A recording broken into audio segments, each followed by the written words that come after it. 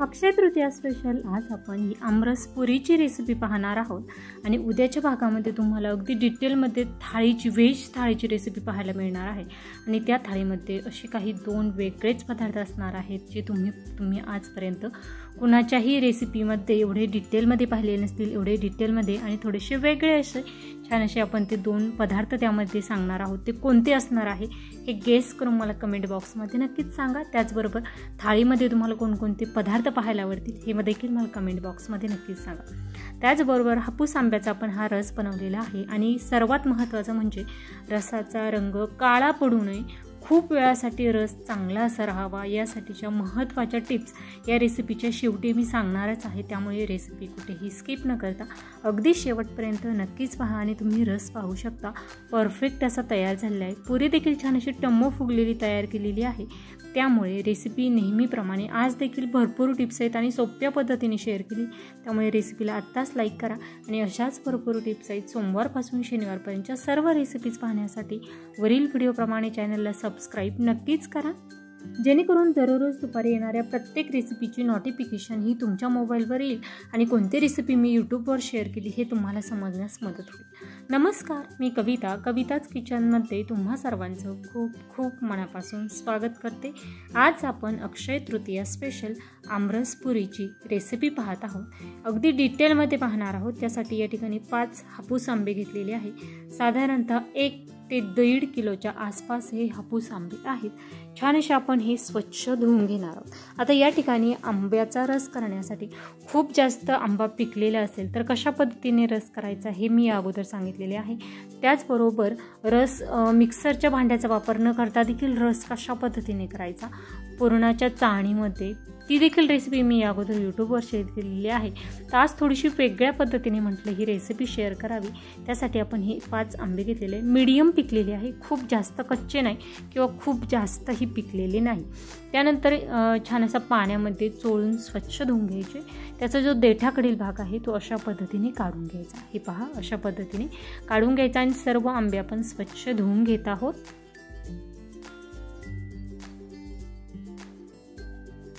अगदी आंबे तुम्ही अगोदर 15 ते 20 मिनिटं पाण्यामध्ये ठेवले ना तरीही चालतात, जेणेकरून थोडेसे टणक असे हे आंबे तयार होतात। त्यामुळे खूप जास्त आंबा पिकलेला असेल ना तर पाण्यामध्ये थोडासा जास्त वेळासाठी ठेवा, म्हणजे तो हलकासा टणक असा होतो। हे पहा, छान असे स्वच्छ आंबे धुवून झालेले आहेत। आता आपण हे आंबे जे आहेत ना त्याचा रस कशा पद्धतीने करायचा ते मी सांगते। त्यासाठी आंब्याची वरील जी साल आहे ती काढून घेतलेली आहे। आता तुमचा आंबा जर थोडासा पिकलेला जास्त असेल ना तर फ्रीजमध्ये देखील ठेवून तुम्ही अशा पद्धतीने थोडासा टणक करू शकता, म्हणजे जेणेकरून त्याची जी वरील साल आहे ती काढणं सोपं होतं। परंतु हे जे आंबे आहेत ना ते खूप जास्तही पिकलेले नाही, त्यामुळे मी अशा पद्धतीने त्याची जी वरील साल आहे ती काढून घेतलेली आहे। सर्व आंब्याची वरील साल आपली काढून तयार झालेली आहेत। आता ही जी साल आहे ती आपण बाजूला ठेवलेली आहे आणि हे जो आंब्याचा गर आहे तो कशा पद्धतीने काढायचा हे मी तुम्हाला सांगते। हे पहा, अशा पद्धतीने चाकूच्या सहाय्याने, सुरीच्या सहाय्याने छान असा आपण हा सर्व गर काढून घेणार आहोत। आणि या आंब्यांना गर खूप जास्त प्रमाणात आहे आणि मीडियम पिकलेले आंबे आहेत, त्यामुळे त्याचा गर देखील काढणं खूप सोपं होत आहे। हे पहा, अशा पद्धतीने सर्व आंब्याचा गर मी काढून घेणार आहे। आता त्यानंतर हा गर काढून घेतल्यानंतर तुम्ही 2 पद्धतीने हा रस तयार करून घेऊ शकता। 2 पद्धती कोणत्या तर एक म्हणजे पुरणाची जी पुरण मॅश करण्याची जी चाळण असते त्यामध्ये देखील तुम्ही हा रस मॅश करून घेऊ शकता। त्यामुळे देखील रस गरम पडत नाही आणि रस काळा पडत नाही, त्यामुळे तो जास्त वेळासाठी राहतो। त्याची डिटेलमध्ये रेसिपी मी मागच्या वर्षी अक्षय तृतीया स्पेशल शेअर केली होती, वरती स्क्रीनवरती दिसत आहे, त्यावर तुम्ही क्लिक करून देखील ती रेसिपी पाहू शकता। सर्व आंब्याचा गर काढून झालेला आहे। आता दुसरी जी पद्धत आहे ती मिक्सरच्या भांड्यामध्ये, ज्युसरचं जे भांडं असतं त्यामध्ये आपण हा रस करून घेतो। परंतु ज्युसरमध्ये फिरवून घेत असताना हा आंब्याचा रस काळा पडू नये यासाठी कोणती काळजी घ्यावी हे मी तुम्हाला सांगणार आहे। आता सर्व पल्प आपला काढून झालेला आहे। आता ज्यूस करण्याचं जे भांडं असतं त्यामध्ये हा सर्व पल्प टाकायचा। त्यानंतर आपण जी साल आहे त्याचबरोबर जी कोय आहे त्याला देखील थोडाफार रस शिल्लक असतो तो वेस्ट जाऊ नये यासाठी अगदी अर्धा कप पाणी टाकायचं आणि त्याचा जो गर आहे तो काढून घ्यायचा। त्यानंतर आपण यामध्ये चवीनुसार साखर टाकत आहोत। हे आंबे खूप गोड आहे त्यामुळे साखर जास्त वापरलेली नाही। त्यानंतर चवीनुसार मीठ टाकलेलं आहे। आता या ठिकाणी हा रस काळा पडू नये यासाठी तुम्ही अगदी बर्फाचे 1 ते 2 आईस क्यूब टाकू शकता, त्यामुळे रस गरम पडत नाही। किंवा अशा पद्धतीने मिक्सर चालू बंद करत अगदी 1 मिनिटासाठी तुम्ही हा रस मिक्सरच्या भांड्यामध्ये टाकून फिरवून घेऊ शकता। त्यामुळे काय होईल, साखरेचं त्यामध्ये व्यवस्थित मिसळली जाईल, विरघळली जाईल।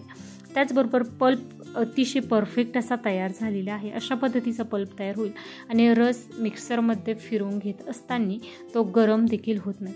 आणि रस बऱ्याचदा काळा पडण्याचं सर्वात महत्त्वाचं कारण म्हणजे जेव्हा आपण मिक्सरच्या भांड्यामध्ये रस फिरवून घेतो त्यावेळेस तो रस गरम पडतो आणि त्यामुळे रस हा खूप जास्त वेळासाठी चांगला राहत नाही, नंतर तो काळा पडतो। त्यामुळे रस शक्यतो गरम होणार नाही याची जास्त काळजी घ्या। छान असा रस या ठिकाणी तयार झालेला आहे। आपण पुरी करेपर्यंत हा फ्रीजमध्ये ठेवून देणार आहोत आणि परफेक्ट तयार झाले आहे। या रसाचं स्ट्रेक्चर पाहू शकता, परफेक्ट आलेलं आहे, दाटसर कन्सिस्टन्सीमध्ये तयार झालेलं आहे। याशिवाय आपण जेव्हा चाकूने त्याचा पल्प काढून घेतो त्यावेळेस अन्न वाया जाऊ देऊ नये असं आपण बऱ्याचदा म्हणतो ना, त्यावेळेस जी त्याची साल आहे त्याचबरोबर ज्या कोया आहे त्याला देखील थोडाफार रस शिल्लक राहतो, तो देखील आपण अर्धा कप पाण्याचा वापर करून काढून घेतलेला आहे। त्यामुळे आपलं अन्न देखील वाया गेलेलं नाही आणि तुम्ही रस पाहू शकता, परफेक्ट दाटसर झालेला आहे। खूप जास्त वेळासाठी मिक्सरला एकसारखा फिरवण्याची गरज नाही, हलकासा पल्स मोडवर 2 मिनिटासाठी 1 ते 2 मिनिटामध्ये फिरवला तरीही परफेक्ट असा हा रस निघतो। छान असा रस तयार झालेला आहे। टम्म फुगलेली पुरीची रेसिपी आपण शनिवारी अगदी डिटेलमध्ये पाहिलेली आहे, सर्व बारकावे लक्षात घेऊन डिटेलमध्ये ती रेसिपी पाहिलेली होती। आता फक्त मी तुम्हाला पुऱ्या तळून दाखवणार आहे। त्याची कणिक मळण्यापासून ते पुरी तळण्यापर्यंत जास्त वेळासाठी छान अशी टम्म फुगलेली राहावी त्यासाठीच्या खूप साऱ्या टिप्स मी त्या रेसिपीमध्ये सांगितलेल्या आहे। वरती आय बटनवर म्हणजे वरती जी व्हिडिओ दिसत आहे स्क्रीनवर त्यावर क्लिक करून ती डिटेलमध्ये तुम्ही ती रेसिपी देखील पाहू शकता। त्याचबरोबर आमरसाची आपण गाणीमध्ये काढून जो रस करणार आहोत आणि टम्म फुगलेले पुरीची दोन्हीही रेसिपी मी या व्हिडिओच्या एंड स्क्रीनला देखील देणार, तिथून देखील तुम्ही त्या पाहू शकता। छान अशा पुऱ्या या ठिकाणी टम्म फुगलेल्या या ठिकाणी तयार झालेल्या आहे। गरमागरम पुरी आणि आंब्याचा रस आपण डिशमध्ये सर्व करत आहोत। रेसिपी आवडल्यास लाईक करा, जास्तीत जास्त शेअर करा आणि उद्याच्या थाळीच्या रेसिपीमध्ये 2 सर्वात बेस्ट मेनू असणार आहे जे थोडेसे वेगळे असणार आहे। ते कोणते असेल हे तुम्ही मला कमेंट बॉक्समध्ये नक्कीच कळवा आणि पाहुणे आल्यावर जरी तुम्हाला सर्व स्वयंपाक करायचा असेल त्यामध्ये देखील तुम्ही ते झटपट ते सर्व मेनू बनवू शकता असे ते मेनू आहे। त्यामुळे अक्षय तृतीया स्पेशल तुम्ही ते तयार करण्यासाठीच्या सर्व टिप्स तुम्हाला उद्याच्या भागामध्ये कळणार आहे। तुम्हाला जर आज गेस करायचं असतील तर गेस करून त्या कमेंट बॉक्समध्ये त्या रेसिपींची नावं मला नक्कीच सुचवू शकता। रेसिपी आवडल्यास लाईक करा, तुमच्या मित्रमैत्रिणी नातेवाईकांना देखील जास्तीत जास्त शेअर करा। त्याचबरोबर कविताच किचनचा कांदा लसूण मसाला घ्यायचा असेल तर डिस्क्रिप्शन बॉक्समध्ये माझा व्हॉट्सअप नंबर दिलेला आहे, त्यावर कॉन्टॅक्ट करून तो घेऊ शकता।